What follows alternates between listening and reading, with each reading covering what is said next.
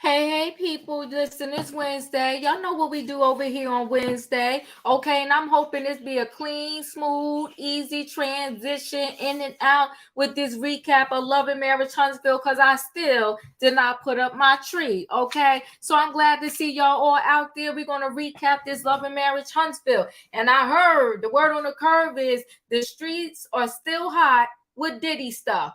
Who, listen, I'm waiting for the video to come up where they clinking him up and he's doing a walk of shame to the police car and he's getting arrested.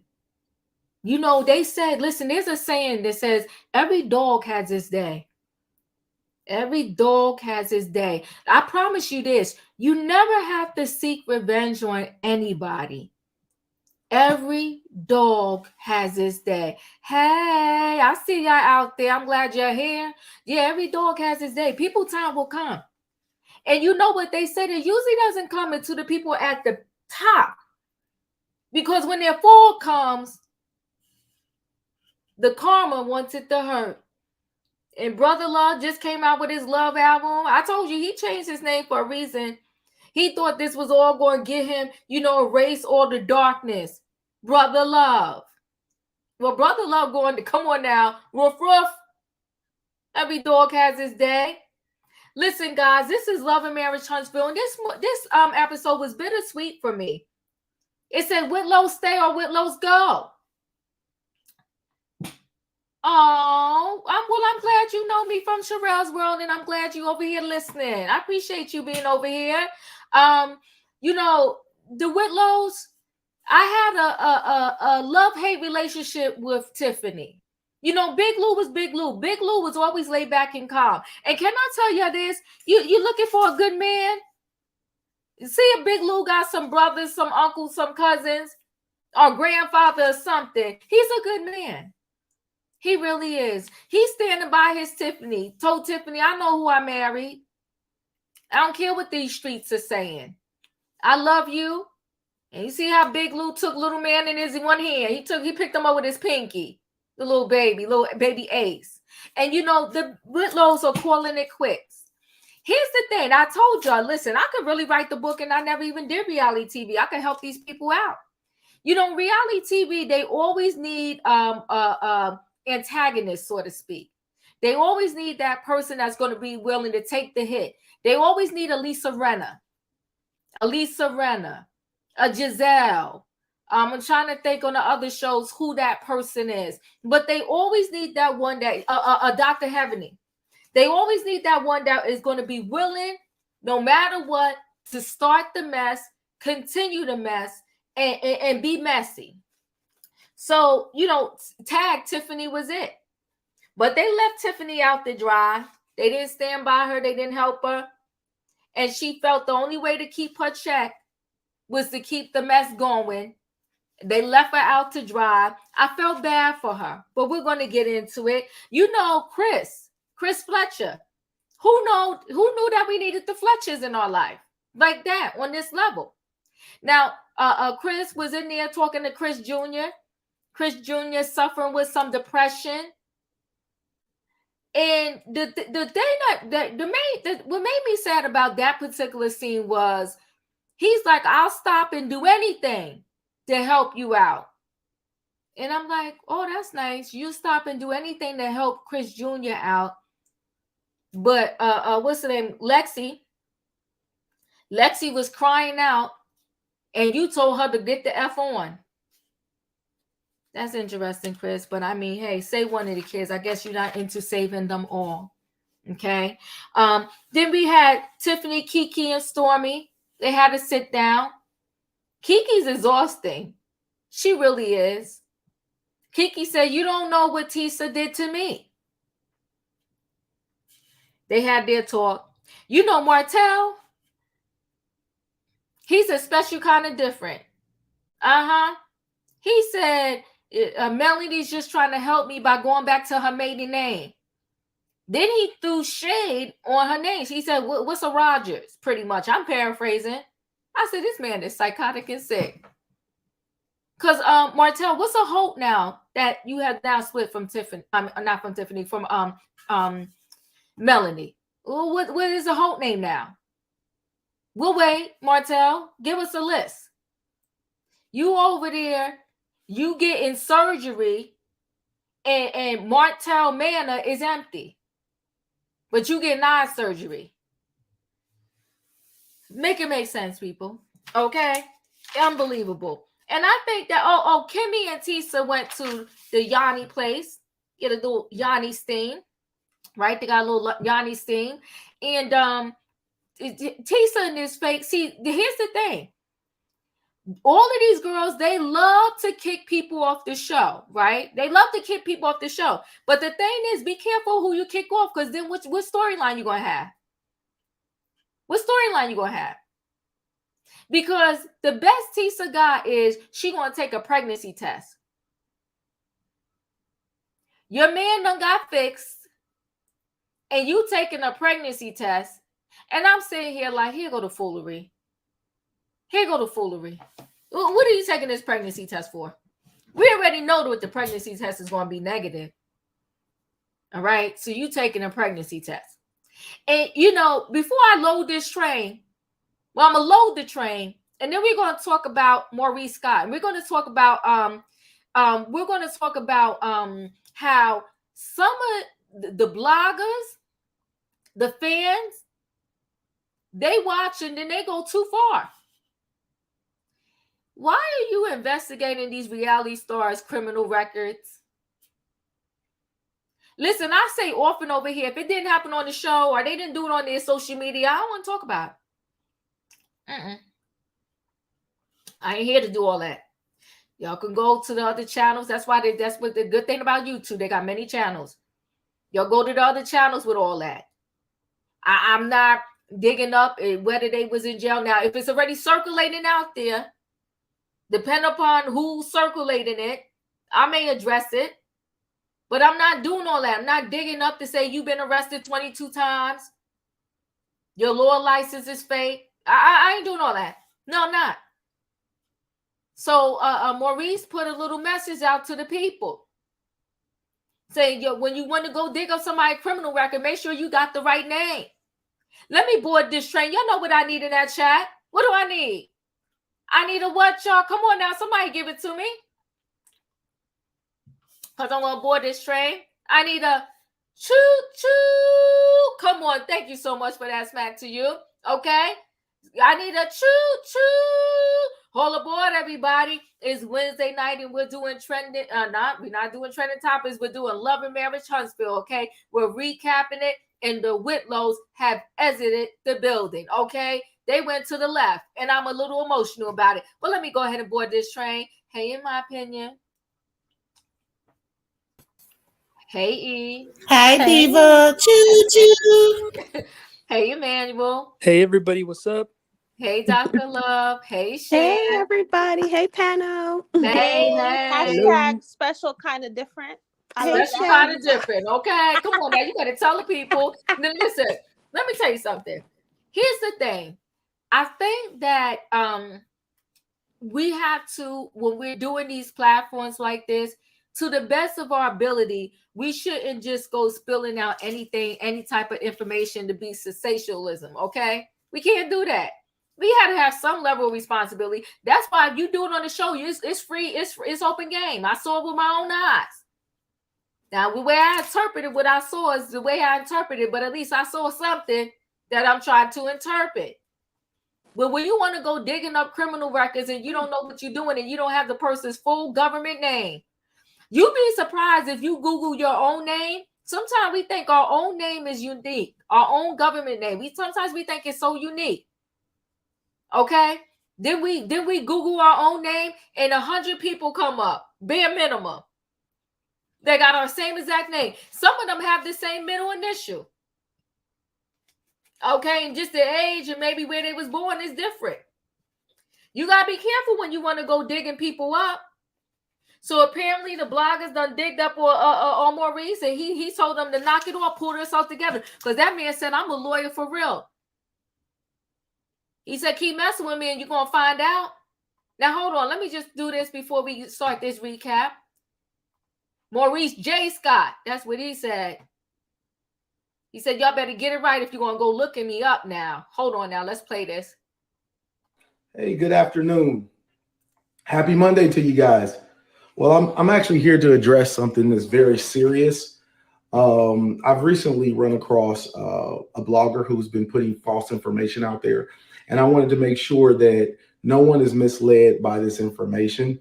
First of all, my name is Maurice Scott, Maurice Jefferson Scott, Sr. And if you're going to do research on a Maurice Scott, make sure that you're researching the right person. I'm Maurice Jefferson Scott. I do not have a criminal history. I've never been arrested.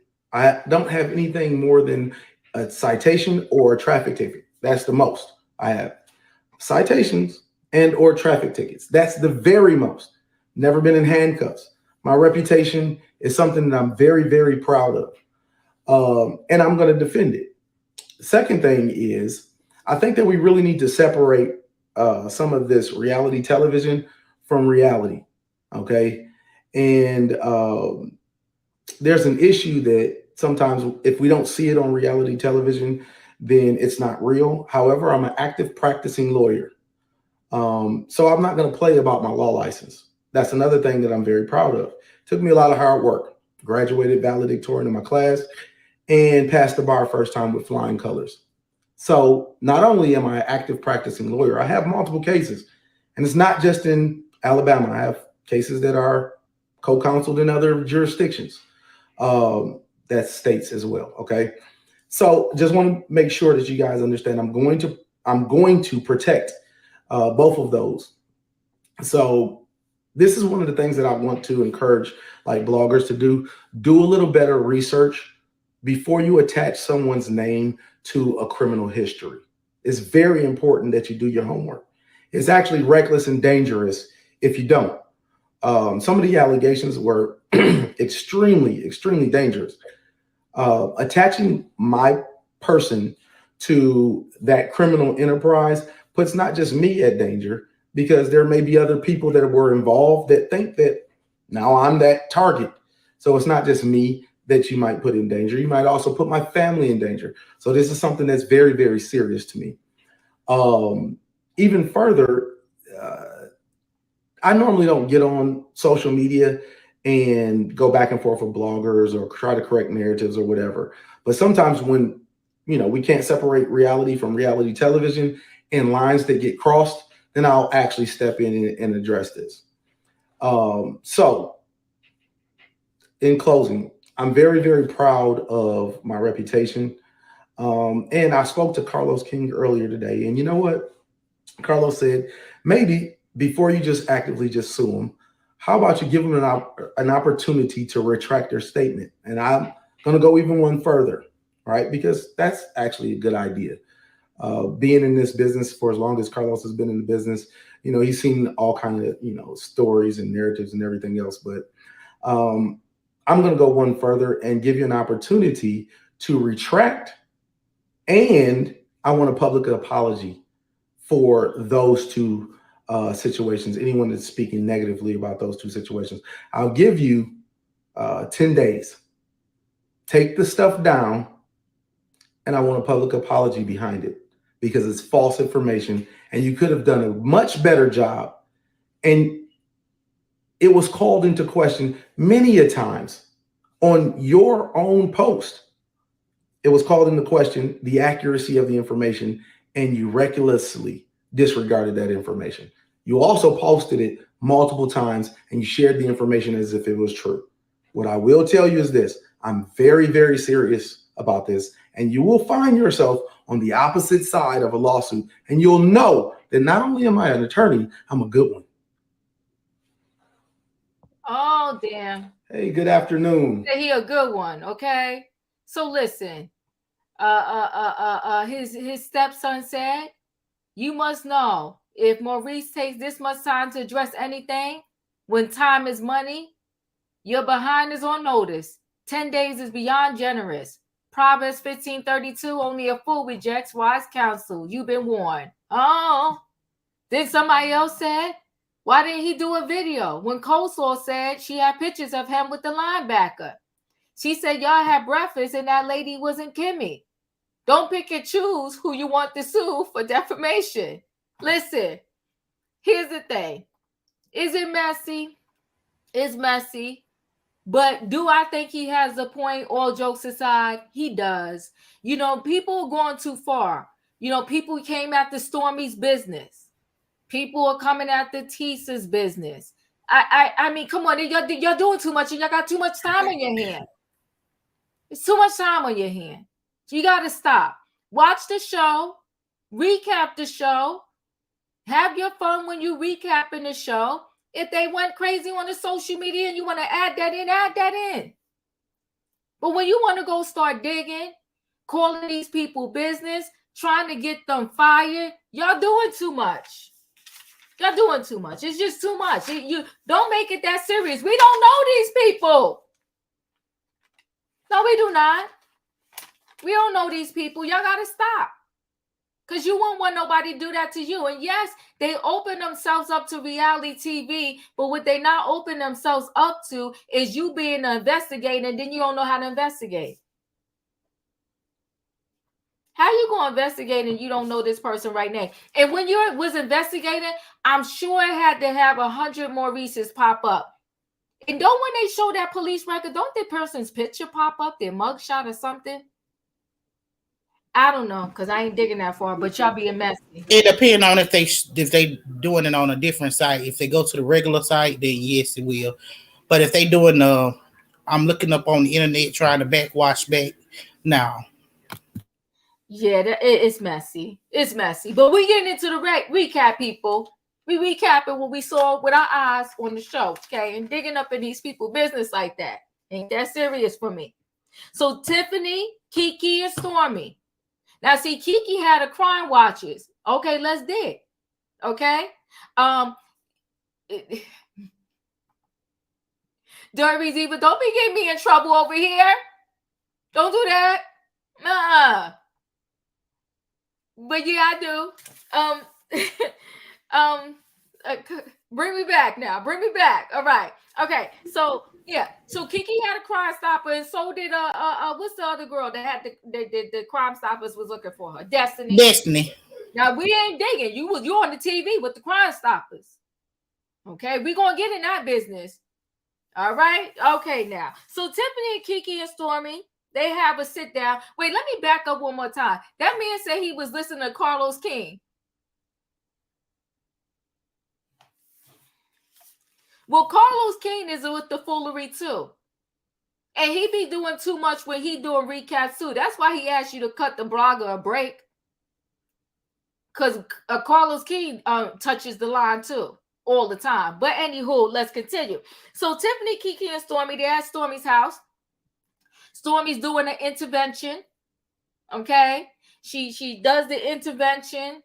And, you know, Tiffany was smart. She came with the baby. You know, the baby's going to neutralize everything. Because that brought Kiki down. I really think if Tiffany didn't come with that baby, Kiki would have been all up in Tiffany's face. But shout out to Kiki because she remained calm because the baby was there. And baby Ace, gorgeous. And I think I told y'all last week, and I'm going to tell y'all this again. Y'all messed up. Y'all messy. Now I'm not going to get to see baby Ace grow up because of y'all. Are y'all proud of yourselves? Messed up. Anyway, Tiffany brings baby Ace. She has a talk with Tiffany. And the bottom line is at the end of the day, they made up. Why did she pump them out? Don't do that to Tiffany. Tiffany, you know what? I'm going to be honest with you. I think Tiffany had mouth, but I don't think Tiffany was totally like that. I think Tiffany was just like what's his name? Marcel puts on the show for the camera. Okay. Yes. Yeah, right. Come on, right, Emmanuel. So at the end of the day, those two made up. Now, Martel Holt, first of all, Chris Fletcher, he punks out a little bit. Because when he was sitting there having dinner with Nell, he asked Nell, do I need to speak to Martel? Do I need to get he made you mad? Do I need to talk to him? Well, what happened? And you know Nell is for the streets. Because Nell, instead of Nell telling her calm her man down, she's like, no, I ain't like the way he talked to me. Sending her husband over to Martel. He got over there. he had a little bit of his chest puffed a little bit. And Martel straight up told him, if I got to check a chick, I'm going to check a chick. And then I'll talk to her husband later. And Chris ain't really say nothing about that. And he told Chris, he was like, you know what? You know Melly did me dirty. And Chris just stood there and shook his head. Because Chris is in the middle. When he and Martel face, he team Martel. When he Melody face, he team Melody. He messy. And he finally said, Martel he's very disrespectful. He's very disrespectful. He said if he got to check a chick, he gonna check her. Married or not. And if he got to deal with the husband, he'll deal with the husband later. But he ain't about to let no lady disrespect him. That's what came out of his mouth. Now I'm paraphrasing a little bit, but y'all heard him. He said what he said. Had to sit there, had his compression socks on, sunglasses on, because this man got what is his name? Cosmetic surgery. Now I guess everybody is getting into the cosmetic surgery now.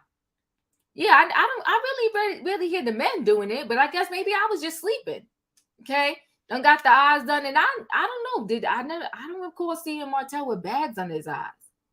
But hey, he got the bags under his eyes fixed, and that's what he did. Okay.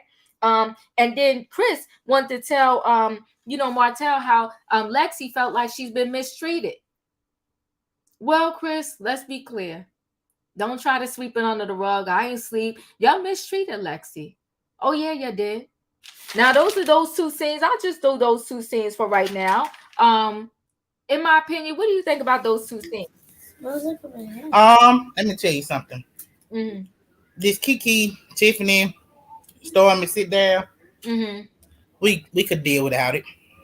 Yeah, we could have. I didn't feel like I felt like everybody had smoke when everybody wasn't there, and then when they got there, everybody pumped up. Mm-hmm. I think Kiki could be right if she don't always fly off at the handle at everybody. Like, let's be for real. If all I see is you flying off at the handle, how I'm supposed to take you at anything else? Just being for real. And her saying that, did you see what Tisha did to me? It's like, okay, so somebody can make you come out of your character at your big grown age. Now make sense. And as far as Chris and Martel, Chris ain't gonna give Martel that beef because he already know Martel know where the bodies is buried. Okay, because they was doing it together. They was dipping in and doing it together. And he don't want that smoke. Well, there it is. And there's that. I didn't even think about that, but you are correct. That's that. He don't want Martel bringing up the business. Oh shoot. Thank you. In my opinion, E, your thoughts? So KeKe versus Tiffany. I mean, hip hip hooray. I mean, Tiffany apologized, and that was goodies for the both of them. I will also note that I was impressed with the way that KeKe articulated herself this go round. I was too, E. I was too. I was extremely shocked. Go ahead, girl. Tell them. Yeah, I thought that KeKe was reasonable. I thought she was likable and relatable. I liked it very much. It was like Tiffany wanted to end on a clean slate with everyone before leaving. And I just thought that was a grown woman conversation. Mm-hmm. But the next scene, Nell does not like the way anybody talks to her. Not her bio kids, not her stepkid, not her niece. She don't like the way Tisha talks to her sometimes, Tiffany or Martel. I think that Nell should just not have anybody to talk to. She needs to go to an island where it's just Nell and no one else. But I'm not sure what was going on with Martel's feet, what he had on, but him walking around with those 3 big toes hanging out of his white socks, like he was Fred Sanford, that just confused me. It was compression socks. Oh, I didn't like it. He needed. I ain't like that. He needs to. And the house was just as unfurnished as it possibly could be. And when the camera flashed to those 4 chairs in the dining room, I said, "Now wait a minute." He said, and I quote, "Now the kids will have somewhere to sit when they come over." And I said, how can the kids have somewhere to sit? You're missing one. You're missing one. You don't have 4 kids anymore, Martel. You have 5 kids. So where the hell is baby Knox going to sit at? Like, again, here we go with the IEP And the high chair. again. You know, why aren't there enough chairs for you and all your kids at the dining room table at your house? This is ridiculous. And what made the scene more irritating to me is how dare Chris go over to Martell's house and bash Lexi and talk bad about her. Chris is low down and he's a rotten piece of turd. And I had it up to here with Chris. And let's start at the front door. You want me to believe that Martel has cost you numerous sale attempts on this piece of property that someone has hired you to sell and negatively impacted your reputation as a real estate agent. And your sole purpose for coming over was to talk about Nell and her fussing with Martel on your front porch the other day. Chris, are you dumb, stupid, or both? Like, I didn't understand. That was minuscule compared to Martel having to move. Do you get what I'm saying? Yes, I do. And when Martel chin checked the hell out of Chris when he said, I'll check any woman, I don't care who it is. I'll tell any woman, don't disrespect any man. And if you don't want a man to disrespect you, listen, Martel sunned Chris every step of the way. And it was embarrassing. It was embarrassing, just as embarrassing as the time Marceau sunned the hell out of Courtney and called him Mr. Steele at the boardroom table. Chris Fletcher and Courtney Steele are the weakest husbands in reality TV history. And let there be no misunderstanding. How do you let this man with these big old sunglasses on, like he just ran from Ike Turner down to the Ramada Inn for refuge, sit on his countertop across from you and say, I'll check any woman? And that was you have one job to do, Chris Fletcher. You have one job to do. and this wasn't it. These husbands are softer than tissue paper nowadays, and I can't take it. Well, then there's that. Thank you, E. Leo, you're up.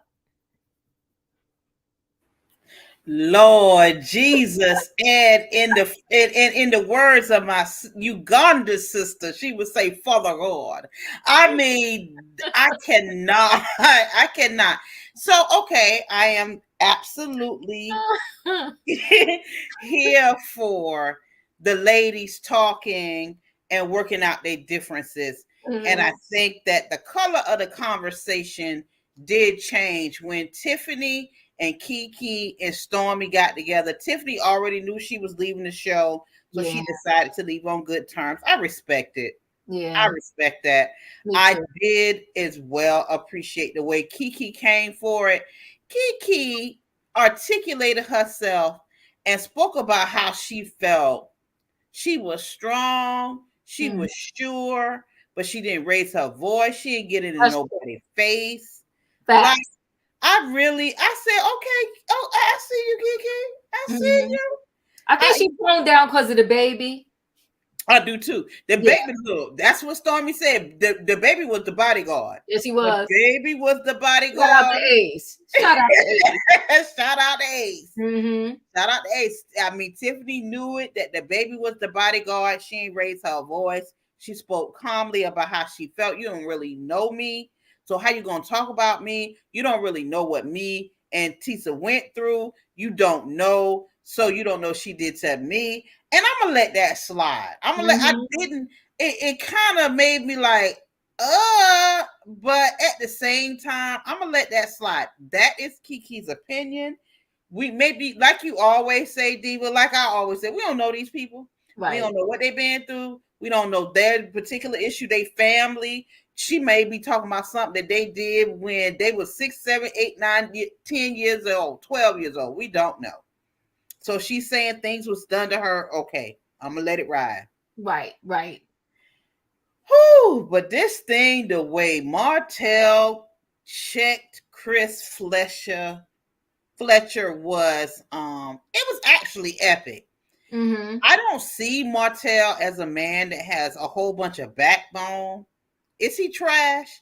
Pull up all the trash cans and emojis. Yes, he is. Pull up all of them. He is trash. But to sit there and look that man in his face and say, I don't care who she is. If she disrespect me, I'm going to come back at her. I don't care who she is. So he basically looked this man in his face and said, well, I didn't like the way your wife spoke to me. So if I need to come and check her, I'm going to check her. I really don't roll in these spaces. I don't. I really don't roll in these spaces. There's no man that I'm with is gonna let you talk about me like that, right? Mm-hmm. I don't care if we're married, we're together. It would have been a whole bunch of problems. I just recently was on the phone with a man that I used to date, and a dude said something slightly about. He was like, "Nah, she ain't that chick, okay?" So I when Opinion said that, Martel knew where all the bodies was at, he is absolutely correct. Yeah, Martel knew he had space to talk to that man like that. He knew he had space to talk to that man like that, y'all, on camera, okay? On camera. He knew he had space because he knew Chris was not going to challenge him, even not about his own wife. That's facts. That's facts. He told her straight up, "I'm gonna check a chick." That's it. But what he said was, "I'm gonna check your wife." Okay? Yeah. He said, "I'm gonna check a chick," but he ain't gonna check everybody like that. But I'm gonna check your wife like that, and I'm gonna in your face and tell you that's what I'm gonna say. Man, y'all better get out of here. He a piece of work. He a piece of work for sure. Emmanuel, you up? I like the little name that E put on there. Where is the reunion? I agree. This season has felt like it's been years and years and years, and like nothing really is happening. Like it's like, I don't know. It's really boring. I appreciated the conversation Kiki had with Tiffany. At least they were able to get somewhere.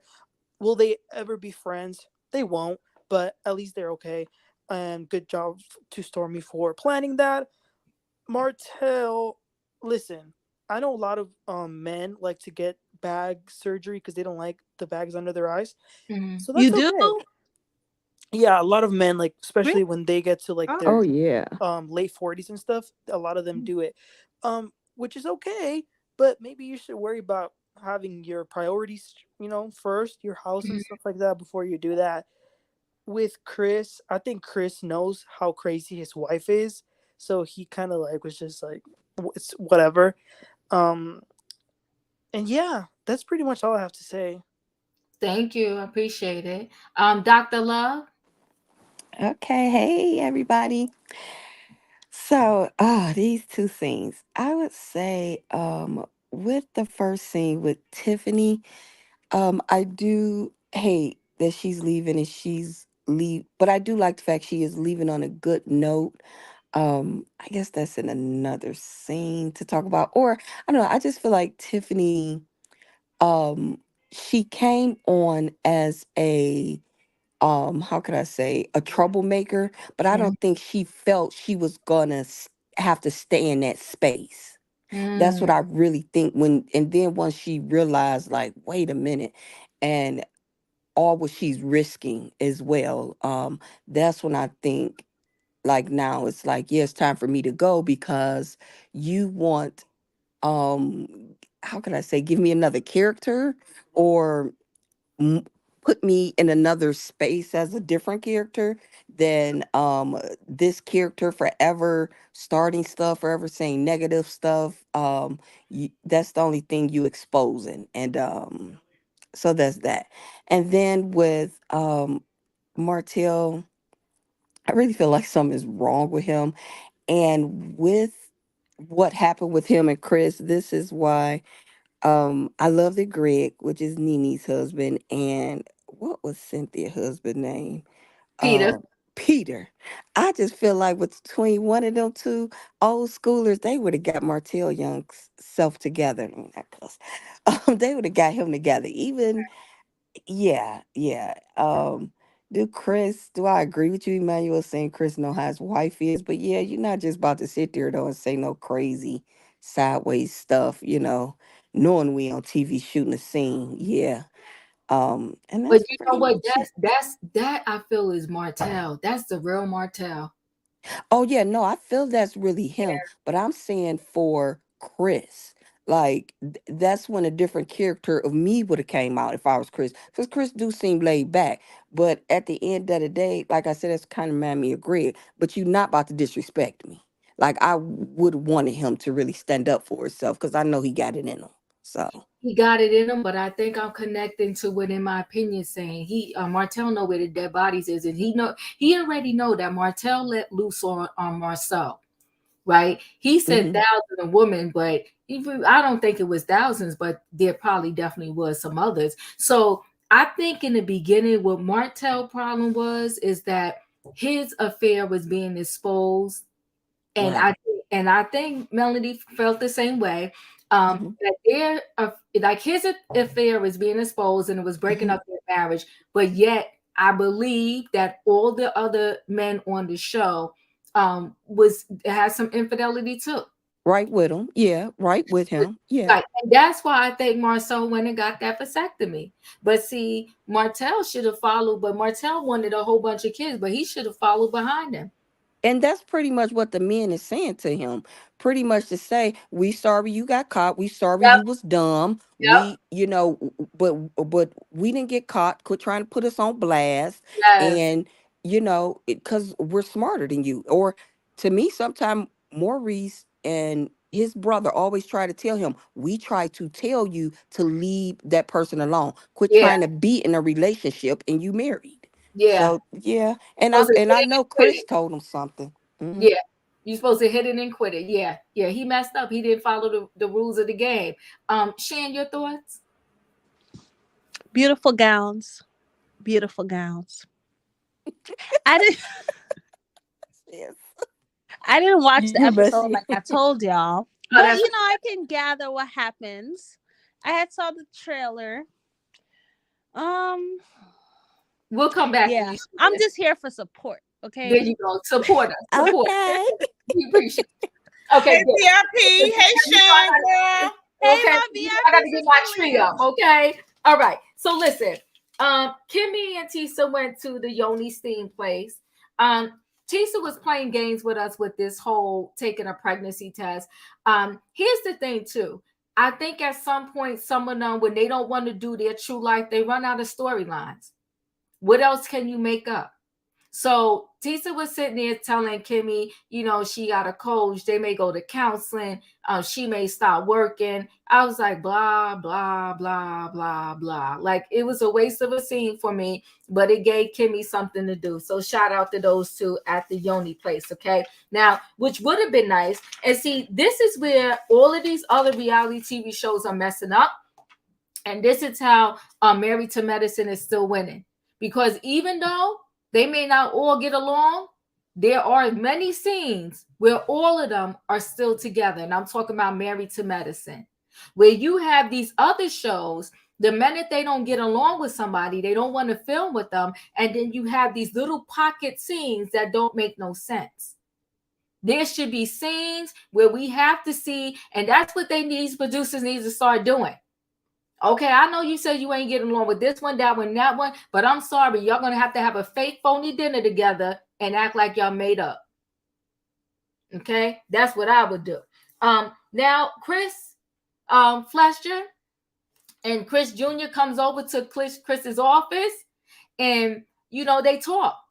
I felt for Chris Jr. because he's talked about being, or alluded to like depression. Kind of being lost, kind of not knowing finding his way or whatever the case may be. I think we kind of fell into this conversation a little bit yesterday when we was talking about Married to Medicine and Miles, Simone and Cecil's son. I do think to the best of your ability, and I'm not talking about as somebody just straight being a bum and they don't want to work and they don't want to do anything. To the best of your ability, if you can, help your kids find their way. I feel like Chris Jr. is just flying to the wind. He's out there. He's lost, not sure what he want to do, don't want to do. Got himself caught up into something, right, where he ended up getting locked up. And I think the dogs, not giving the dogs back, I think is bigger than the fact that he just owes the money.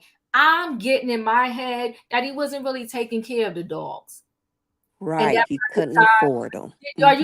Come on, Dr. Love. Couldn't afford them. So by the time mom had to go get them, She had to get the dogs caught up with the vet and everything else, and it's the food and everything else, and that's why she said you're not getting these dogs back. So I don't think it was just a simple, okay, because you went to jail and whatever. But I also think on the flip side, the dogs was keeping him company. Right. So it's like a double-edged sword, so to speak. Like the dogs was helping with his mental state, probably just kind of keeping him company and all of that. And it's like, okay, I need and want my dogs back. But sometimes people don't know how to verbalize exactly what they need. Sometimes when people talking to me, I'm like, please don't talk in circles or puzzles. Okay. Took me forever. You ever had them 1,000-piece puzzles or whatever? It would take me forever to put those together. It would take me forever to put the ones together that only have that many pieces. I told people I don't do circles. I don't do puzzles. What are you trying to tell me? Say it to me a different way. Say it again. But if you're going to keep going around in circles because you don't want to spill it out, I can't. I think he got to find a way to tell his mother and his dad exactly what he's feeling, what he needs. And maybe we could give you back one of the dogs, because you most certainly, if you're not working, you can't even barely afford yourself. How you going to afford this pet? Yes, pets are expensive. So he's talking to dad. Dad starts crying, and dad said, I will stop everything and do anything to help you. Counseling, whatever you need. And I sat there, and if I didn't know about Lexi, that scene would have broke my heart. But because I know about Lexi, and how it seems like you won't do the same for her, that scene didn't break my heart in terms of dad. It broke my heart in terms of the son. But in terms of the dad, I was like, get a tissue and stop crying. Because how you going to do everything for one kid, but your other kid, she's crying out too. She's crying out too. I need you. I want you. I feel like you didn't treat me the same. A mess. So that was that. Then we got Tiffany and Big Lou. And shout out to Big Lou. Shout out to Big Lou. That's her husband right there. Okay, because he ain't sitting there talking about we need this reality TV money. He ain't sitting there telling her to go through this. Because a lot of scenes, you could tell Tiffany was just making it up so they can have a scene. I miss you. You're not here. You knew what that man was. And you knew what you signed up for. But I do believe that because this postpartum depression, it hits people out of nowhere. It hits them hard. It needs to be more talk about it and how to recognize it and how to get help. It's a lot. And then you're talking about Tiffany, who already, your kids were already self-sufficient. That's another reason why, if you can, have them kids kind of sort of maybe back to back or close enough. Because you be starting over from scratch. The other one's self-sufficient, then you got another one back in diapers. And like I said, there's no rhyme or reason to this postpartum depression. And it's real. It's so real that there are individuals that take their own life. Right? I think Tiffany is really suffering. Because you got to remember, Tiffany, I want to say the adopted parents, I'm forgetting her backstory. I don't think she knew like her mom. I think she knew the mom. Somebody remind me if you remember. Like she knew the mom, but then the mom lied about who the dad was. Her daddy is black. She's from Alabama. They were staying in a racist town, and so they had to cut off connection because they was going to unalive the daddy if he was around. But didn't the mother have a mental illness as well? She had a drug problem. Oh, okay. I thought the adopted parents had a drug problem though too. They did. Yeah. So Tiffany, emotionally and mentally has been through a lot. And I think that when she came on the show, she came out the gate wrong, right? With the whole Munster thing. And I think it was an upward battle from there. But I know, and listen, y'all don't beat me up, but I'm a venture out and say this. In my heart of hearts, I really don't believe that that's who Tiffany is. And listen, I had the opportunity when she came over here and she did the interview here, and I spoke to her backstage, we like to call it. That it's just, and listen, my feelings ain't always right now. Sometimes I get it wrong. but there was a connection there, and I just don't feel like who we saw in the show was 100% who Tiffany is. I think there was a role. She was playing that role, and I think all of the backlash from the fans and everything, it got to her. I feel bad for her. And that last scene, I was emotional. It was emotional for me. Excuse me, Diva. So is this her firstborn child that she just had? No. No. You talking about Tiffany? Yeah. No. The first child with her and Big Lou. Their first child together. Like, so he has a son, she has a son from previous relationship, but this is their first child together. And they both were married before. So what is the oldest child's age? I want to say teens. 12, 13. Yeah, like 12, 11, somewhere around there. They got an 18-year-old too. Oh, they do? Yeah. Okay. Yeah. But either way, though, honestly, I felt for Tiffany. I was like, "Woo, that scene right there got to me. It hit me in the side, and it hit me in the heart. It did break my heart because I really felt like, Tiffany couldn't handle it. It was a lot. But in my opinion, your thoughts? Okay, so let me tell you something. To sit down with Chris and little Chris, Mm-hmm. It was so much to that. Little Chris wanted attention as well, and he never got it. So when Chris got older, he looked for love in anything he could find. And when he found that dog, that was his love. And after he had that dog for a couple of years, he got another one.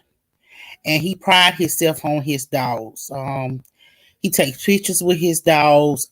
I don't think he was abusing them. I think he really had a really strong affection to him. And I think it's almost like a parent with a child. If you take that parent away from that child, their heart aches. They get restless at night. And I feel like that's where he's at. He's debating like, you taking everything from me. Now I'm not getting love from you. The one love that I did have in my dogs, you took that too. And you holding it to my son. I got to give you all these thousands that you know I ain't got. You see what I'm saying? It's almost like you beat me again. You just taking that bat and beat me across the head with it. And for him to sit there and say, you can call me at 4 o'clock in the morning. Why would I call you at 4 o'clock in the morning when I can't call you during the day? Why would I call you at 4 o'clock in the morning when you was the one that ruined my life in the first place? Like, they don't show affection and love to their children like they should. And children are to be loved and protected at all costs. And I'm sorry. I just feel like don't put your children on TV for us to look at them like this. It's sad to see Black kids hurting like this when you have the financial security to have your children in therapy if you see something wrong with them. It's almost like we watching an A situation happening live on TV, and I don't like it. The way they treated Alexis, because she wasn't in the family circle, she didn't get anything. She didn't even get time, talk, nothing. And so, yeah, I'm over all that. But as far as the Tiffany, I know how Tiffany feels because when I got married, my kids were teenagers when I started over. And that's hard on itself. And then if you put in postpartum depression and a reality show, I'm imagining she going through all kind of emotions. So if this is what she needs to do to get herself back to feeling like herself, plus she's a business owner. She runs her own business and she dibbles and dabbles in other businesses. So if she needs to get herself together, yes, take that time and get yourself together, sis. It's enough that we have to tell each other, hey, I need my time to put myself first. And I'm glad that she's finally putting herself first. And I'm glad that Lou is making a space for that. Yeah, he seems like a really good, supportive husband. I like the fact that he told her, listen, I'm good. I know who I married. I love them two together, and I love the way he seemed like he picked little Ace up with his little pinky finger. Okay, and little Ace is adorable. I want to go snatch him up. Thank you. In my opinion, E, you're up. Kimmi is getting a vaginal steam, but is going back to put the same demon seed in it. Like, what for? Why would you steam the walls clean and then wipe the same dirty egg roll on it? No, ma'am, Miss Kimmi. Same thing with Letitia. Oh, I think I may be pregnant. Girl, please. Not another one.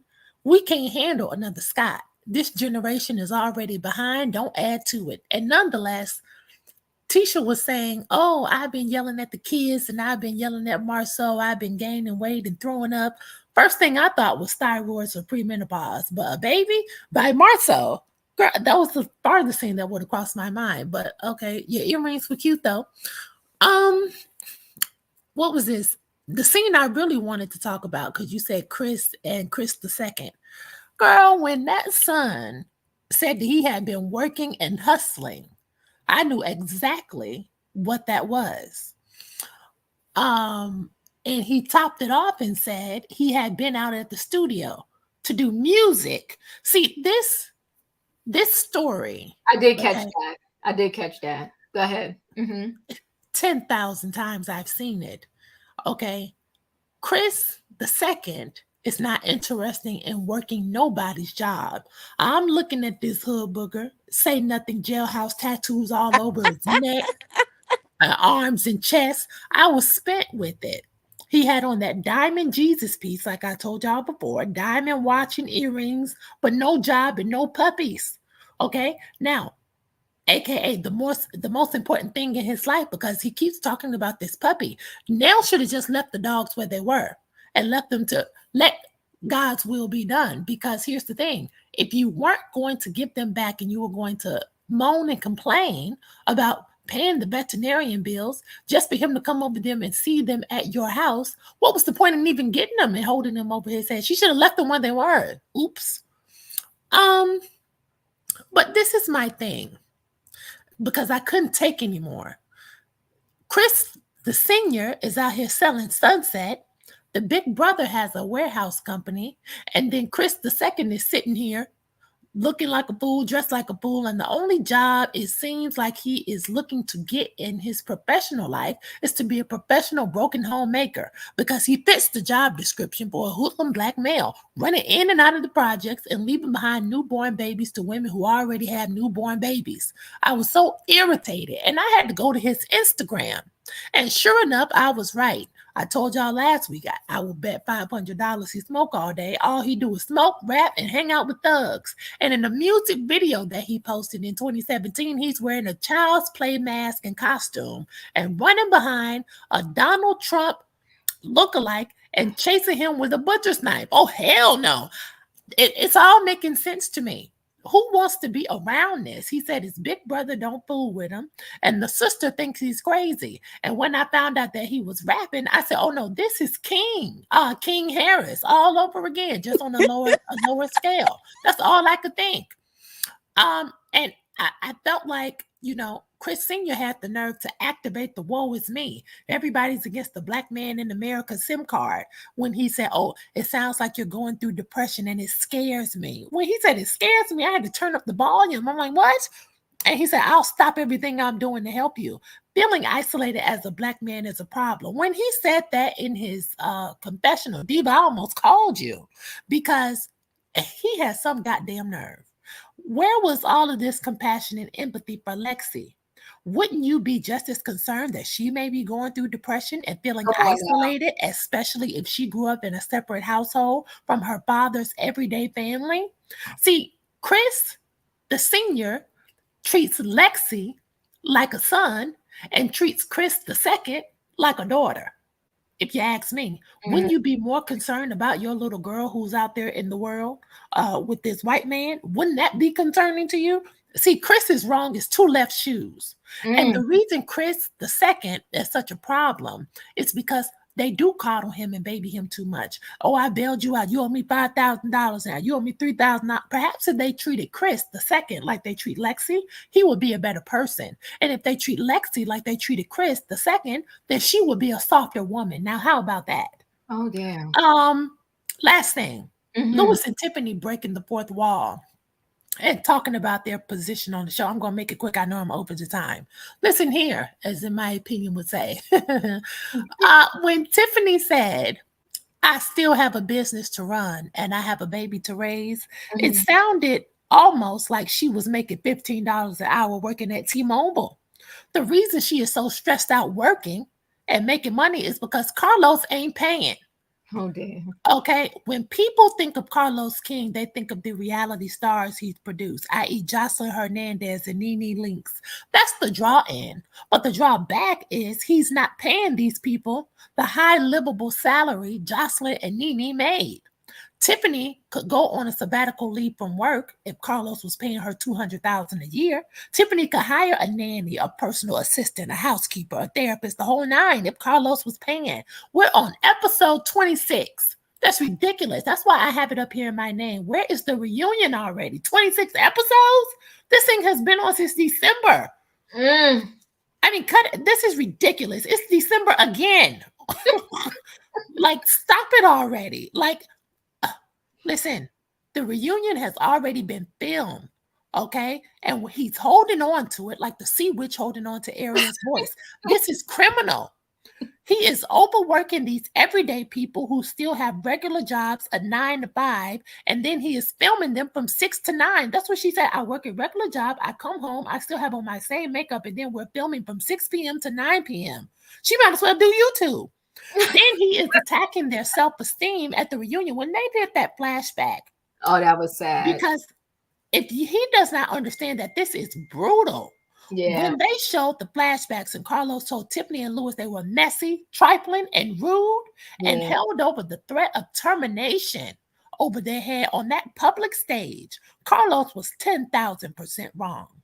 We might as well throw his scam and trifling ass up there with the 13.2 million I talk about all the time, because this would be overwhelming for any human being to take. They painted Tiffany as the villain. Meanwhile, the real villain is Melody. If Mel was doing her job instead of throwing rocks and hiding her hands, Tiffany wouldn't be working overtime for a third of the pay. See, Mel wants to be the Nene Leakes of the show, but she wants a Ken Fields edit. No, ma'am. No, ma'am. I feel bad for Tiffany. Woo, so do I. But here, this may be the dog he want back. Let me just see. There you go. He cute. Look at him. That's him. That's the little doggy. He a little cutie pie. But Chris Jr. is not getting him back. Now he's looking at Christina as his daddy. Okay. All right, I'm coming to you, Leo. 1 second. Lakeisha, thank you so much for the super chat. I recognize Chris' second symptoms. I feel he needs therapy and meds. He is self-medicating. And as a parent, I understand why his dad is scared. Chris Jr. does need to extend that grace to all his kids. Yes, he does. Yes, he does. Lakeisha, thank you so much for the super chat. I appreciate you. Leo, your thoughts? You know, that particular scene, as you speak about it with Chris Sr. and Chris Jr., that does remind me of the dynamics that's in my family. I have an older brother. We have the same father, different mothers. Okay. But my family is still together as far as my mom and dad. You know, my dad left his mom, like, it's extremely messy. But what I can say is that when his mother was pregnant, he was dating my mom. And this was in the 70s. Okay. And they didn't know about each other. Okay. So it's extremely messy. And Alexi reminds me of all the anger that my older brother had towards our family, because we were treated, you know, as the kids, where he felt like he was treated as the supplicants. And meaning he didn't have his father, even though my father fought to be in his life. Actually, his mother told him that his father was dead. Wow. And so he showed up in his life unexpectedly, being there for a year or two, and him not actually getting, my older brother getting that this is your father that's showing up in random places, earning a relationship with him that his mother didn't want him to have with his father. But he spent many years being very, very angry about the fact that my father was with his family that he cared about and he wasn't with him. So I understand Lexi's anger about that because I lived through that as a sibling. I feel like the sibling should have more grace towards Lexi. And I feel like Chris should stand up more for Lexi. Yeah. One thing my father never does is when we get into our spats and our arguments, and we all grown. My older brother is 52, 53. I'm 50, 51. My younger brother, he's like 43, 44. He never gets in between our spats. He always says, I want my kids to get along. I want my kids to get along. That it should be encouraged. I feel as though Chris is a punk in many, many ways. And I feel like a lot of times Chris Fletcher has let the people understand him as a way that he holds no lines. He didn't stand beside his first wife. He didn't stand beside his second wife. He didn't stand beside his first kids that he had with his first wife. Ooh. Stand up for his second wife. He holds no lines. And then to see him cry because he knows that the Chris Jr. is going through depression and I'm there for you. This man has not exhibited, from what I don't know him, but from what I can see, he's not exhibited characteristics for these people, to these children, these family members, these bloodlines, to know that he is there for them. He has not. He has spoken words for the cameras. He has not done these things in practice. Ooh. That's what I saw with Chris Fletcher. That's what I saw. No, I agree with you. And I feel, and I also think that Nell, she's a screeching woman. She's a screeching woman because she had to screech and fight and claw to get this unpredictable, unreliable, a man with no integrity to be a part of her life. She wanted him hook or crook, and her screeching is a part of that. She's not somebody you can come to. I like the Fletchers. They giving me entertainment. But at the same time, she's not approachable. She's not agreeable. She's not understanding. To get compassion from her is like pulling teeth. Yeah. All of these things that are encompassing this depression that I do believe Chris Jr. is going through. I do believe that. I do believe that he feels as though he can't compare with what his parents bring in. So he doing, the pharmaceuticals to bring in his own stature of money that's going to get him in a bad situation as well. These people are selfish. They have not concentrated on their children. And now they are reaping what they have sowed. They planted these seeds and these things are growing. Woo! You spoke. Lakeisha, thank you for the super chat. And Lakeisha saying to you, Leo, much respect to you, Leo, for being transparent. Yeah. A lot of times like these situations, they be real life situations. And we can understand probably both sides. Right? And the other child looking in, is thinking, I missed out. I didn't get what they got. Now, I don't know if they had a dog of their own first or if that's their son dog. But he got a new home now. That was the dog that the son had. He looking happy.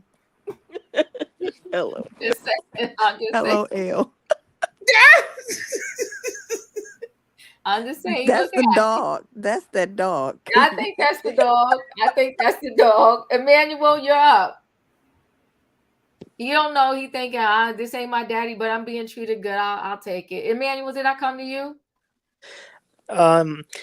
So that scene with Tisha and Kimmi is so ridiculous. I mean, really, a pregnancy test. And the thing is, she don't believe it. We don't believe it. Kimmi don't believe it. And it's like, stop it. This is what I'm talking about. Like, the show is getting so boring. Like, it's come to the point where Tisha's taking pregnancy tests and her husband got a vasectomy. Come What's on going on? That We part. want reality TV, not whatever this is. Right. But it did sort of break my heart to hear Tisha talk about the hate that she gets and how it's just so much. It broke my heart when she was like, wow, so many bad things happen to me. I just feel like maybe I should just stop and go back to being a stay-at-home mom. That was so sad because I've always said it repeatedly here that I feel like Letitia gets an incredible amount of hate for she really hasn't done that anything bad for the amount of hate that she gets. You know, other than being married to Marcel, like I don't think that's a good enough reason for all this hate that she gets. And like when you go on social media and people are telling her, you'll never be Melody or this and that, it's horrible. I really do feel bad for her. Mm-hmm. I also felt really bad seeing that scene with Chris Fletcher Jr. I kind of see similarities with King Harris. You know, these kids that you could see it in their face that they are incredibly hurt since their childhood. I feel really bad for him that he's in a point where he's depressed, and like the irony of it that his parents are counselors to other people, yet look at their home. Woo, you better glass talk. house Oh my that they're goodness, you living better in. talk. Yes. It's really sad, but I hope that the show can be a good way for them to identify the issues and actually follow through with this counseling. And I hope it's not too late and that they're able to fix it and eventually they get to Lexi. I don't know if Lexi will be willing to, I don't know, but I hope that they're able to sort that out. And then Tiffany. So when I finished watching the episode, I texted Diva immediately. I was like, Diva, did you see the episode? Because I was pretty upset too, and I knew Diva would be upset too because I like Tiffany. I know she's been messy, but like you said earlier, Diva, I honestly feel like the Tiffany that you interviewed, because a lot of people would always be like, she's so different than when Diva interviewed her. I think that was the real Tiffany. I think that's who Tiffany really is. What I think, this is just me thinking, I think that when they came on the show, they probably went into it thinking, okay, we're going to be on there just like the other couples and promoting our business and all of this. I think they said to them, okay, come in, be messy, because they've been around for a while, right? So they told them, bring up what's going on with Kimmi and Maurice and the vape or something like that, just so you can like get the ball rolling. But I think that they were never able to grow outside. They sort of like put them in a box and they were never able to get out of there, because even to this day, I bet you half of the audience doesn't even know what her job is. And she has a really important job with healthcare equity and all of that. So I feel like they weren't doing themselves any favors being on the show. They were getting so much hate, and we weren't going to be able to see them in any other type of light. So I feel like the best thing was for them to step out, but I do think it's sad that they had to do it because of that. And yeah, it was pretty sad the way she said goodbye, and we're not going to see little baby Ace. He's such a handsome little baby and stuff. He's adorable. Yeah. So yeah, it's sad, but I hope that, they can continue to grow in their business and that she can get better, because you can tell that she really is struggling a little bit with the postpartum depression. So even that's sad. I feel like all of it together made it sad, like the conversation and then her quitting and everything. So yeah. I feel the same way as you. I told you right away. I was like, I saw it and I said it was sad. Dr. Love, your thoughts? Okay. So with the the yoni, I just could not. I didn't like it. The scene, because for one, that teaching pregnancy was just I don't know. I thought it was funny, and then Kimmi also started to bring up, oh, I'm trying to do this to get my oomph back. Like, for both of y'all, we just tired of y'all. Yeah. Um, It's like, why could y'all not come on here to me and educate some young girls about what a yoni even is, what you do, how you do it, why you doing it? You know, just not coming on here talk about I think I'm pregnant, dude. I feel like Tisha probably want another child because I feel like women go through that. Yep, I feel like she's going through that. Um, do and then I do think she felt like, oh, this will make a great storyline until somebody got in her ear, like, no, just stop. Just right here on this scene, take this test and just stop. I feel like somebody had to put that in her ear. And somebody gonna have to help them with a storyline, both of them. Because Yeah. we tired of Kimmy talk about she can't give it up, won't give it up, and so on and so on. When that ain't what's really going on with you and Maurice, and the same with this other one. But anywho, we're gonna move on to the next scene. And that's with Chris and his son. Um that scene to me, there is parts I can identify with as well. So this is why I do want to really see like this other mother, cuz I am that sister. I'm that last sister and the one who father married my mom, but the other two sisters didn't. And they always blame me for any and everything. And I'm Mhm. just like, these other kids trying to say to them, like, honey, I didn't grow up like you think I did. Like I paved my way, you Mhm. That's know. right. That's right, Dr. Um Love. It ain't the, as good as they think it is on the other side of the grass. It ain't. Come on, because my father was a Rolling Stone and looked at anything walking or running. You could be crawling, probably my father like you. But anywho, um, so Not I trolling. I just really I'm gonna wait. I'm gonna wait to see this other woman. That's first and foremost. Because I just want to know the dynamics too. The Mhm. dynamics. And then with Chris and his son, I agree with you, E. He from day one seemed privileged, thugged out, and so on and so on. And whoever else agreed, I agree with all of y'all.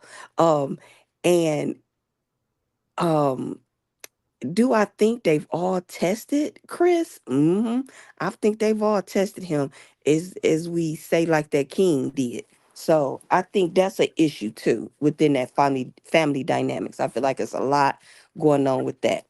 And then with what is her name? Gosh, she just had the Tiffany. baby. Huh? Tiffany. Yes. Then with Tiffany, as I said before, they brought her on wrong. She thought she could change it, and they didn't, or they wouldn't let it. And then to see her and Lou leave, I really don't want that. But for some reason, I feel like they're gonna come back. Um, I did want to see baby Ace grow up, and I did think she was going through postpartum, but I Yeah. just was not sure. I think I thought that after I seen that half put together party Baby talking about day. everybody to see baby Ace at once. I can't take everybody calling to come to my house. I said, ooh, you going through something, Tiffany, mentally. But I'm just like, okay, let me just finish watching. But yeah, I do really feel like postpartum has hit her. And I feel like she's taking care of it to where I feel like she may be on medication for it. And Lou like, this enough, this it. Besides, it's probably bringing up more issues because we know postpartum bring a lot of um not wanting within the family, not wanting a husband, not wanting the children or the new child. So yeah, Lou was like, yeah, this it. This it, that's all. But so yeah, and I am ready for the reunion. I don't understand why we have to have all these boring episodes because now it's getting boring. Besides the fact you brought Chris on, could you not have saved that for next year and like started off hype? He's cheap. He's cheap. Goodness, He's yeah. cheap. And so, because the Taylor said it from Love and Marriage DC, the Tylers, which I always mess up their last name, but Mhm. they said it. So him splitting this season, which in Bravo this would have been two different seasons, but for him Mhm. is one season, and so they don't get to renegotiate their contract. Oh, and I thought it because at first I thought it was because the issues with the writers and things like that. I said, okay, maybe he's dragging it out for that reason. But now it's like, no, I Mm-mm. see that's not why. But yeah, that makes sense to have pay them. Yeah, Yeah, no, he's that do messy. make sense. Yeah, he's very messy and it's not right. It's like pay the people and stop it, like knock it off, right? And he's too busy out here recapping Bravo shows. Right. I'm like, I was just about to say that. Get out of Bravo business. Goodness. If you want to go over there by Carlos, go over there with Dr. Heavily and the crew. But I guess they won't take you back, but whatever. Because that part. you do this cast wrong. You won't even get them good storylines. You gave the Housewives of Atlanta some good storylines. Okay. Yeah. You even had Phaedra almost about to go to jail. Come on. That part. As a whole lawyer. As a That's lawyer. why he told Maurice to cut them bloggers some slack. Okay, give him a minute to apologize. Okay, Right. he being Right. messy, and what he should have did, the interview he should have on his channel is the Whitlows. Right. All Do of an his interview on people. that. Do an interview on Yes. that because it was Yes. heart wrenching. Exactly. None of his people or all of his people, he should have had them on there and continue to talk to them or recap the show. But yeah, he too much want to be on Push them Bravo. out. But again, he's worried about his own little pockets, and that's all he's worrying about. He ain't no better than Andy, even though he claim he is. But anywho, Dustin, hey, you're in the building. What's your thoughts? Hey, Diva, I just wanted to say something real quick. Can you hear me? Yeah, we can. I just wanted to say that I believe that this might be the final season Oh, because the way the show is going downhill in my book.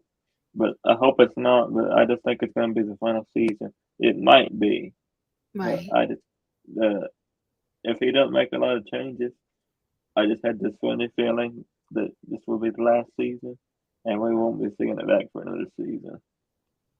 What He is it? said this was his biggest show.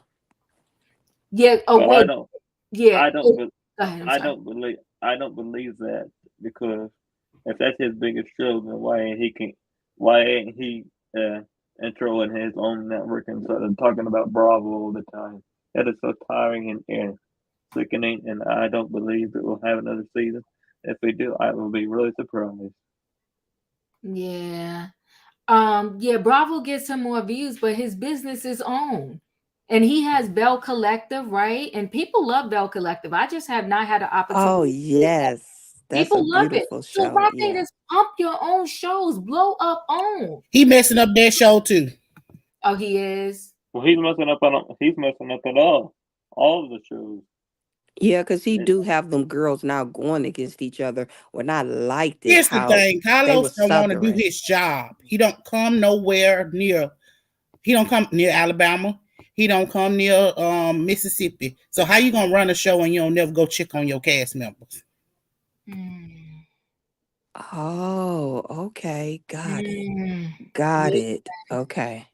He All too right. busy in Atlanta. he's making that some of the cast members mad, and that's why they're leaving.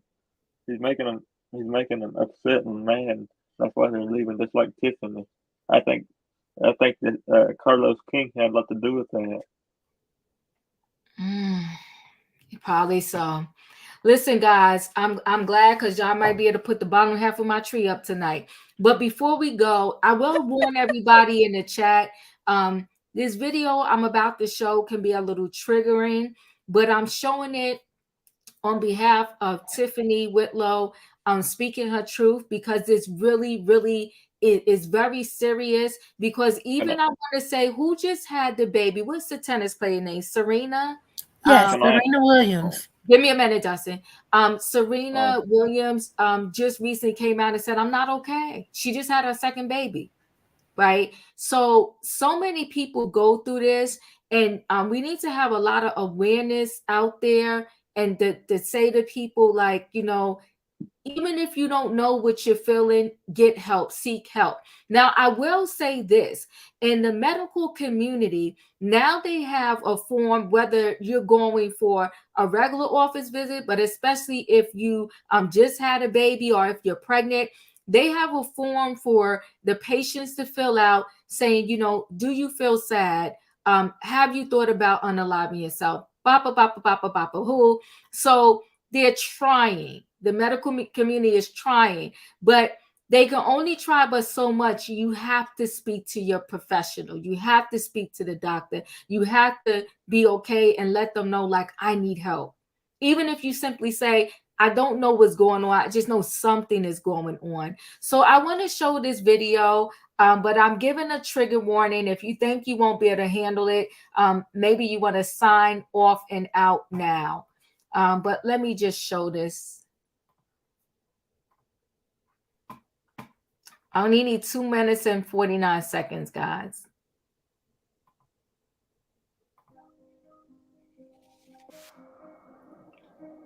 With our first pregnancy, she did have a very serious case of postpartum depression. We were not prepared for it. We didn't think that it could happen to us. We weren't even very familiar with it. We were very, very much in the dark, both of us.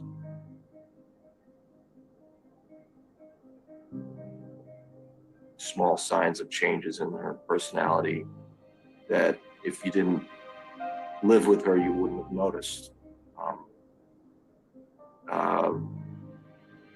And since we didn't have a lot of education in the field of postpartum depression, my first instinct was to chalk it up to just being a brand new mom and being nervous and it being a new experience for us.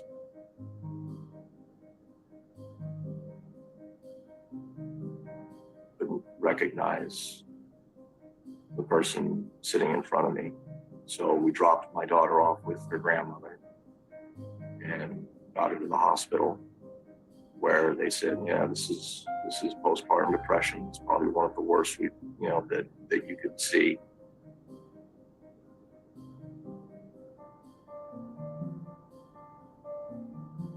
It was a good plan. It made sense.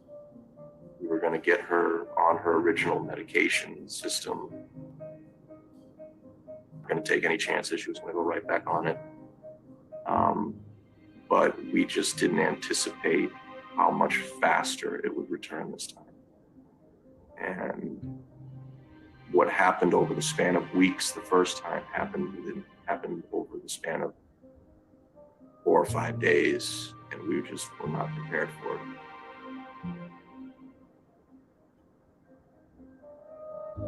We had 4 great years of her being the best mom she could be.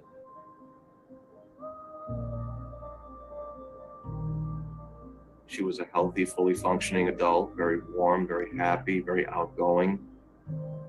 Just a very normal, very happy individual, which is what makes this all the more shocking that this happened to her. The change came so quickly and so rapidly, and we just weren't prepared.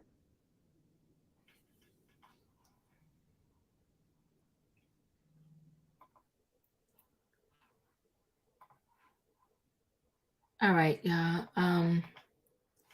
Sorry I did that, but I just wanted to bring awareness because it happened just that quick for them. And That's okay, the second time, like he said, we had a plan. He said we had a plan, but what happened in a matter of weeks, the first go around, it happened just like that the second go around. So this thing is real. My heart broke for Tiffany. I wish them the best, but definitely I'm glad that, like I said, with her husband, Big Lou, I'm glad that, what, he wasn't thinking about the money, like whatever money they was or were not getting from, the show. He's like, a show shouldn't be doing this to us. We're not going to let the show. Give me a minute, Dustin. We're not going to let the show, destroy our relationship and our marriage and your mental health.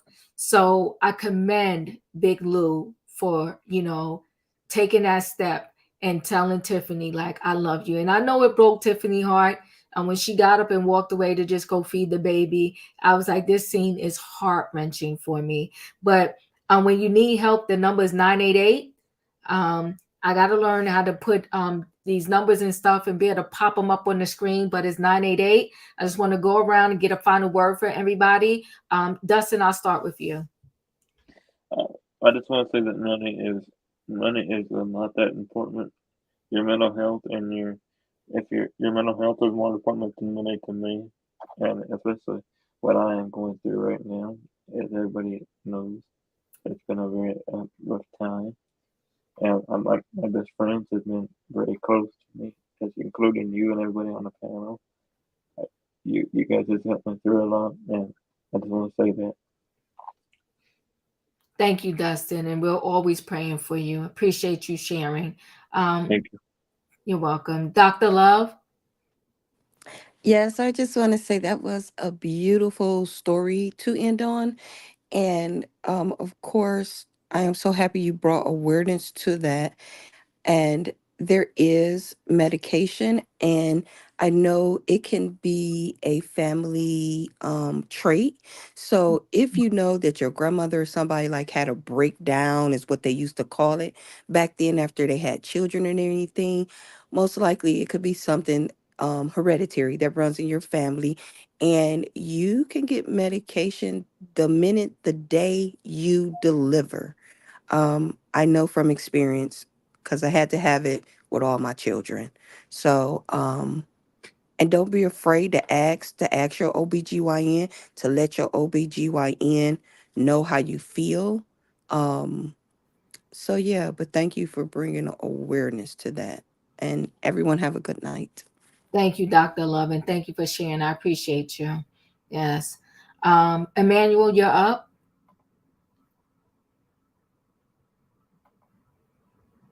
Did we lose Emmanuel? All right, might have lost Emmanuel. Go ahead, Leo. I also appreciate this. After have dealt with a lot of women that have gone through postpartum, even though I had not personally myself, it is a lot. It is a lot. It is a lot. So I understand what Dr. Love is saying. That's the reason why we need people. If you can't advocate for yourself, have others around you who can advocate for you in your mental health, the way Courtney did. Not Courtney, I'm sorry, Big Lou did for Tiffany. She is blessed to have someone that is supportive. But in this example, this man was also supportive to his wife. It happened so fast. It happened so fast. Yes, it does. Yes, it does. It does. It does. And we're not supported that way a lot of times as people of color when it comes to maternal mortality. So we have to speak up. We have to pick doctors and OBGYNs that advocate for us and also teach us how to advocate for ourselves. We have to do this. We have to. We have to. The numbers are saying that women of color are dying 3 times more than our counterparts. Yeah. In giving birth. So I appreciate you giving this conversation light, bringing it to the forefront. You know, I pray for Tiffany I hope that she can make it through it. Because that's the reason why I asked, is this her first child? It's not even her first child. Postpartum depression jumps on women in ways that they never thought about, ever considered. It may have been hereditary, it may not have been. And she still is suffering from it. Yeah. I promise you right now today. I hope she gets the support she needs. I hope so too. I really do. Yeah. Thank you, Leo. E, your thoughts? Well, it's it's a very touching thing, and I think this is why a lot of people take it to heart. I know we started initially backstage talking about, people, taking reality TV too seriously and this and third. I think you never know what somebody's going through that may look something similar to what is just reality TV to you, but it's some reality to a person who may be watching. And people take these stories to heart. And so when we talk about what appears to be you alluding to a pregnancy that you know is not real. Oh, yeah. Okay. When we talk about, having a unsupportive spouse, going through cancer or anything like that, those things are triggering to people. And when we talk about postpartum, a lot of young girls, that wasn't something that I knew about. It's not something that a lot of people know. We hear the term, but we don't really know what it is and how to move forward. And luckily, I had a grandmother who knew. My mother wasn't too well versed, even though she experienced it. She didn't know what it was. She didn't realize it. And so I think that doing research and, like Leo said, choosing the right doctor, because what I became familiar with was the 5-5-5 rule. I mean, that's not the end all be all. Some people do have to take medicine, but it's frightening. For me, it's frightening to take medicine because I think I'm Superwoman. I could do everything and can't. No. Choo choo. And so, the main thing is that once the baby comes, it's important to make sure that we have a supportive support system around us, because the last thing I believe any woman wants to do is to have a baby and then not be here to see that baby grow up. You know what I mean? And so I just think that a little more grace when it comes to these types of health situations, because the road to recovery looks different for every single person. And a lot of people are going through things, but they just don't have the verbiage or terminology to express it in order to get help. And so I do think this is a good topic, and I hope we'll be able to do a deep dive in length on another day, but I think this was good information. Yeah, it is, because listen, Carlos King got work to do, because you're dealing with Tiffany's situation, and then you're dealing with Chris Jr., who went through something, and then you're dealing with Lexi. It looks different on everybody.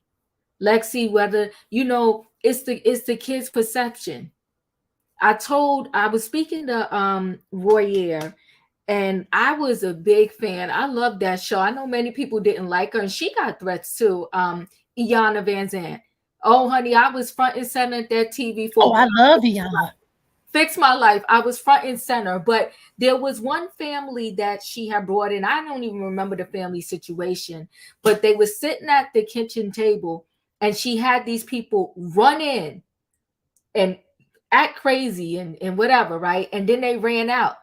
And then she asked each family member, what did they see when those people ran in? They was all sitting there together at the table at the same time. They all saw something different. And Iyanla's point was, we can all live in the same household with the same mother and father, and could have been eating dinner at the table, and we had a different experience sitting right there all together. So I say all that to say that Lexi, she didn't see whatever they saw. She didn't see it that way. And you got to just acknowledge that she saw it differently.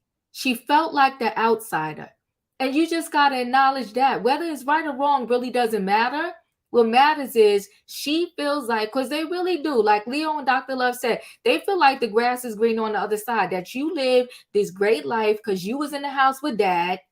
I was over here. Y'all had a Benz. I had a hoopty, and I had to work for that hoopty. You got to acknowledge her feelings. So she's depressed. You got Chris Jr. is depressed. And I forgot which one of y'all said it, but y'all said it best. He wasn't there for the kids that was inside the house or outside the house. So little does Lexi know, she's not the only one that missed out. I said that. That's what I said. Leo. That's what it showed me. Yeah. True. That's facts. What you said is facts. She ain't the only one that missed out, but right now she don't see that. In my opinion, you're up. Diva, I don't know how all your stories have my stories in it. Okay, so as somebody who suffered with depression, every time I've had to have a kid, I had to come off of my depression medicine because it will harm my children. And that's a tough road. And it's even tougher because afterwards your hormones are out of whack, which makes your depression even worse. And because you're off it for so long, it's completely out of your system, and you may be having those thoughts. And so every time I have my kids, because I want to breastfeed them first, I'm still off of my medicine. So I'm constantly having to check and have people check on me to make sure I don't spiral. So when I say all my kids, I love them with every being in me, I would jump through hoops for them. And so it's really hard for somebody who has never went through depression to now have a new baby, have to live on their life, and have to go through postpartum depression because of the simple fact you don't know if you're just tired from work and a new baby, or if you're tired because your hormones are out of whack. And after you get so tired, and this is what depression does, after you get so tired, you feel like maybe everybody would be better off if I'm not here. It takes you into a dark place, and it's the most challenging thing in the world I have to deal with. You know what I'm saying? Because we all deserve to know that we believe that we're here, we're supposed to be here, that our purpose has not been served. But when you're going through it, you don't see it. You don't see that light. Right. No matter how strong you are, when you're going through it, it's rough. And so I'm saying all this to say, if you feel like you're not yourself, I don't care for any reason, get it checked out. It's fine. People make therapy seem like it's a bad thing. It's not. It could be the difference in you being here and you not. Thank you, Diva. Thank you. Thank you, everybody, for sharing tonight. Thank you. So we're going to end here. I want to thank y'all all for spending your Wednesday with me over here on the grade train. Until next time, we'll see you tomorrow for trending topics. If you didn't hit the button coming in, hit it going out. Have a good night, everybody. Love y'all. Good night. Good night. Bye. Bye.